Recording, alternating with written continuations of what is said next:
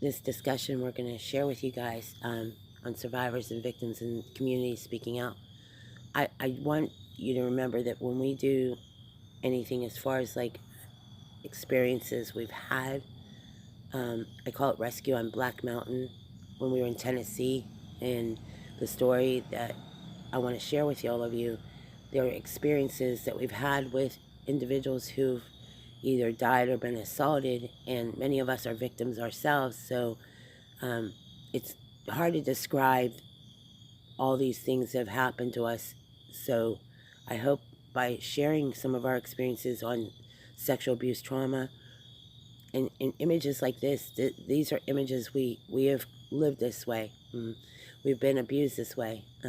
Many of us have had many physical injuries like this. So when I share with all of you that there's a lot of finger pointing and the blame goes on the abusers, the community that's impacted, whether it be in Tennessee and around us, why we created a talk show is just so that neighbors and community can come out. Something as simple as keeping the light on. Something is having routine police officers continue to do their patrols. That's really going to help keep our communities and more aware of these assaults. The rescue on Black Mountain occurred in Tennessee. It's a story about Shannon and Christopher Newsom and several other accounts of assaults that occurred not only in Tennessee, also occurred in Beaver. And also this gives victims an opportunity and families an opportunity to speak out. These are based on true experiences and accounts. I have had several experiences with Shannon and Christopher since leaving Knoxville, Tennessee. And what I want to share with you, what happened in my truck over in Beaver right after I learned about the rape and murder of Addie Hozak. These experiences, I mean, it's bone-chilling. It's painful to explain the suffering that all these victims endured. And I really believe in these prayers, I was led to see these images, and I hope by whatever means possible that somebody can explain what we went through. When I share with you guys the rescue on Black Mountain, we were in Tennessee, we were in Knoxville, and I just went over there I went to Fairgott High School, where Shannon had gone to high school, and Christopher was a baseball player at the time, and the baseball field, the experiences, the threats, the violence, all these things are very relevant. Families experience things, families who have been threatened. To say it's been scary is understatement. There is no excuse for rape of any kind. And when we share with all of you, some of us are survivors of rape and assaults and strangulation. When I say to you that our families can heal and recover, it's necessary for healing.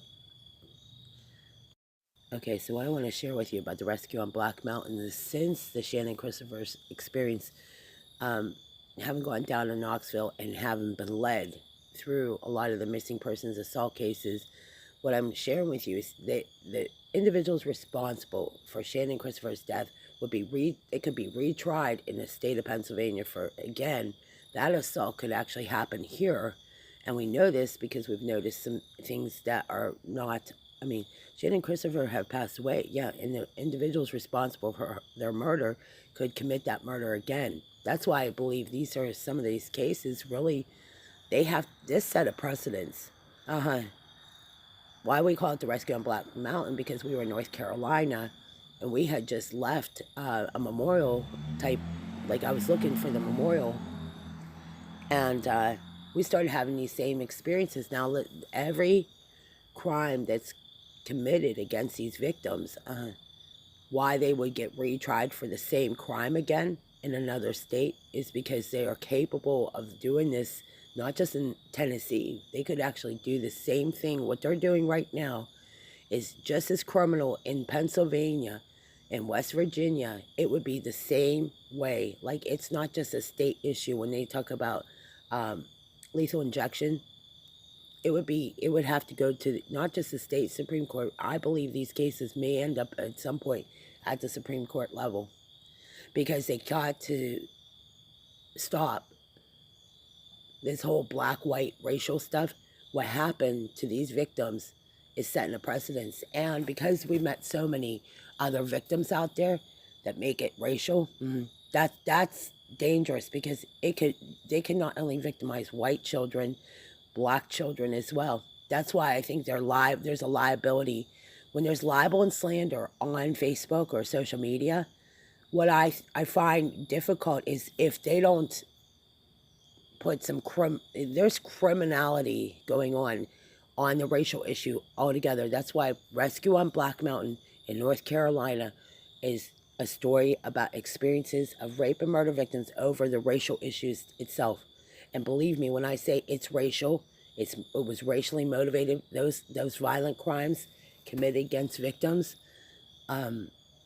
you understand once you understand their motives and intention, these crimes would be punishable under law here in Pennsylvania. It would be no different if it was in Tennessee.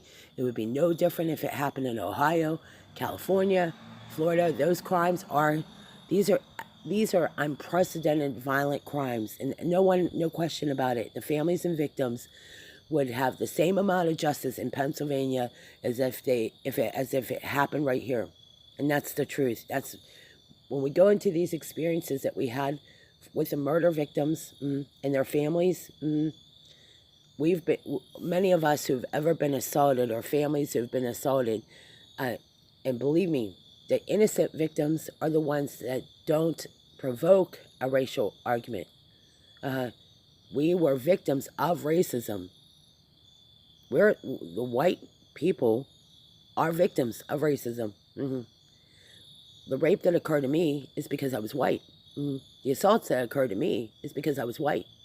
And the rescue on Black Mountain occurred last year.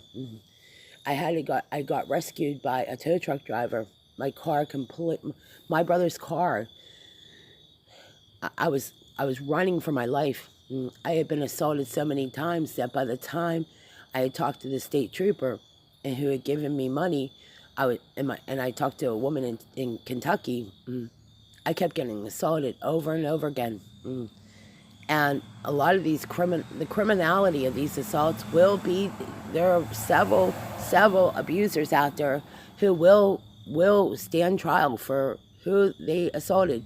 They assault innocent victims on Facebook, YouTube, and it's racially motivated. And their motivations they'll be held accountable. The individuals who are assaulting families, innocent families, they will be held accountable, whether it's on Facebook, YouTube, whether it's be walking in public. The individuals responsible for these rapes and assaults will be held accountable, whether it be here or in Ohio, whether it be in Tennessee, whether it be in Virginia. This isn't just idle talk. There are a lot of innocent people that were dragged into things, and they're trying to manipulate their victims and other people around you. So please support us as we're going to continue this film project about the assaults on the rescue on Black Mountain. Thank you for listening.